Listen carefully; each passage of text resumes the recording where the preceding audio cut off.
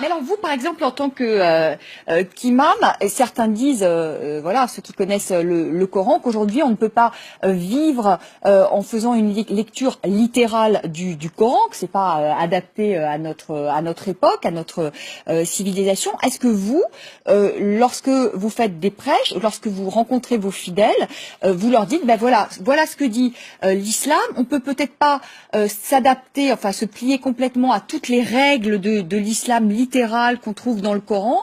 Il y a aussi les valeurs de la République. Est-ce que vous expliquez ça à vos fidèles? Vous savez, madame, ce qui est parfois difficile, c'est que quand on parle, on n'a pas l'impression d'être entendu.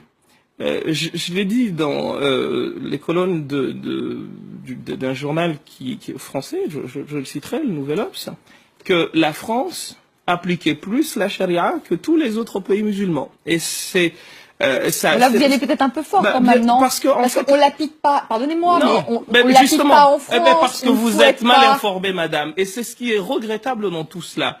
Et je m'en porte responsable, comme beaucoup, parmi les personnes qui font que justement on comprend mal l'islam. L'islam vise 5 objectifs, madame, qu'on appelle maqas de sharia, les objectifs. C'est le droit de croire ou de ne pas croire, le droit à la vie, le droit à la propriété privée, le droit d'être intelligent et le droit à la succession de l'espèce. Ces 5 objectifs sont les objectifs de ce qu'on appelle sharia. Sharia, c'est pas lapider des gens. C'est autre chose, ça. C'est un point de jurisprudence sur 1 200 000 questions de droit musulman.